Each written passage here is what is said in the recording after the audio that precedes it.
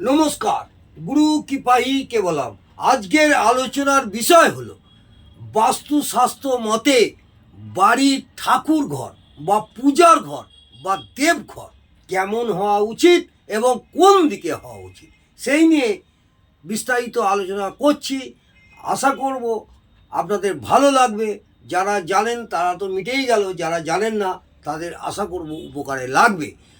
ঠাকুর ঘর বা পূজার ঘর বা দেবঘর বাস্তুশাস্ত্র মতে কোন দিকে হওয়া উচিত? বাস্তুশাস্ত্র মতে ঠাকুর ঘর সব সময় ঈশান কোণে হওয়া দরকার। বাস্তুশাস্ত্র মতে ঠাকুর ঘর বা দেবঘর বা পূজার ঘর ঈশান কোণে হওয়া দরকার। কারণ উত্তর পূর্ব দিকটা হলো বৃহস্পতির স্থান, উত্তর পূর্ব দিকটা হলো দেবগুরু বৃহস্পতির স্থান, শিবের স্থান, বাস্তু দেবদেবীর মাথা দিয়ে শোয়ার জায়গা অর্থাৎ শোয়ার স্থান। বোঝা গেল? আবার বলি, ঈশান কোণ অর্থাৎ উত্তর পূর্ব কোণ। এই উত্তর পূর্ব কোণটা হলো দেবগুরু বৃহস্পতির জায়গা অর্থাৎ দেবগুরু বৃহস্পতির স্থান, শিব ভগবানের স্থান, বাস্তু দেবদেবীর মাথা দিয়ে শোয়ার স্থান। বাস্তু দেবদেবীর মাথা দিয়ে শোয়ার স্থান হচ্ছে আমাদের ঈশান কোণ। এটা মাথায় রাখতে হবে। বৈজ্ঞানিক মতে ধনান্তর শক্তি প্রাচুর্যে ভরা। বৈজ্ঞানিক মতে ধনান্তর শক্তির প্রাচুর্যে ভরা এই ঈশান কোণ। সৌরশক্তির প্রথম কিরণ এখানে এসে পড়ে। সৌরশক্তির প্রথম কিরণ এই উত্তর পূর্ব দিকে এসে পড়ে, অর্থাৎ ঈশান কোণে আমাদের এই সূর্যদেবের কিরণ এসে পড়ে।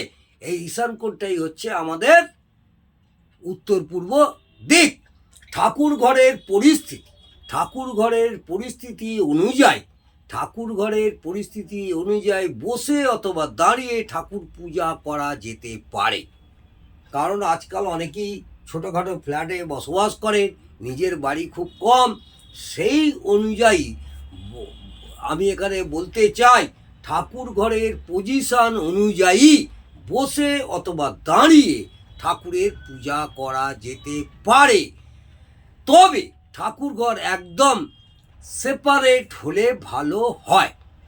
সব সময় ঠাকুর ঘর অর্থাৎ দেবতার স্থান সেপারেট হলে ভালো হয়। ঠাকুর ঘরের ওপরে কোনো ঘর না থাকাই ভালো। ঠাকুর ঘরের ওপরে কোনো ঘর না থাকাই ভালো। বোঝা গেল? ঠাকুর ঘরের মাথায় কোনো ঘর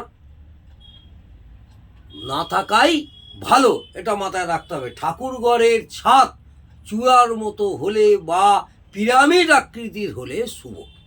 ঠাকুর ঘরের মাথা ঢালাই করে এমনভাবে করতে হবে, যদি সেপারেট কেউ বাড়ি করেন যেটা ফ্ল্যাটে সম্ভব নয়, ঠাকুর ঘরের ছাদ চূড়ার মতন অথবা পিরামিডের মতন আকৃতির হলে খুবই ভালো এবং খুব শুভ বলে আমাদের বাস্তুশাস্ত্র মতে আমরা এটাকে ধরে থাকি। এতে পূজার সময় বা ধ্যানের সময় মনোসংযোগ বাড়েও। দেবদেবীর বিগ্রহ এমনভাবে বসাতে হবে যাতে তাদের মুখ পশ্চিমমুখী হয়। কারণ যিনি পূজা করবেন তিনি যেন পূর্ব দিকে মুখ করে পূজা করতে পারে। দেবদেবীর মুখ এমনভাবে বসাতে হবে যেন পশ্চিমমুখী হয়। কারণ যিনি পূজা করবেন তিনি যেন পূর্ব দিকে মুখ করে পূজা করতে পারেন, পূজা দিতে পারেন বা পূজা করতে পারেন। এখানে একটা কথা বলে রাখা ভালো যে মা কালীর মুখ দক্ষিণ দিকে হলে ভালো হয়। এটা মাথায় রাখবেন। মা কালীর মুখ সাধারণত দক্ষিণ দিকে হলে এটা ভালো হয়। তবে উত্তর পূর্ব দিকে মুখ করেও পূজা করা যেতে পারে। তাহলে বোঝা গেল? আমি আবার বলি, দেবদেবীর বিগ্রহ এমনভাবে বসাতে হবে যাতে তাদের মুখ পশ্চিমমুখী হয়। কারণ যিনি পূজা করবেন তিনি যেন পূর্ব দিকে মুখ করে পূজা করতে পারে। তবে উত্তর পূর্ব দিকে মুখ করেও পূজা করা যেতে পারে। এখানে একটা কথা বলে রাখা ভালো যে মা কালীর মুখ দক্ষিণ দিকে হলে ভালো হয়। মা কালীর মুখ দক্ষিণ দিকে হলে ভালো হয়। জগন্নাথ দেবের মুখ পূর্ব দিকে হলে ভালো হয়।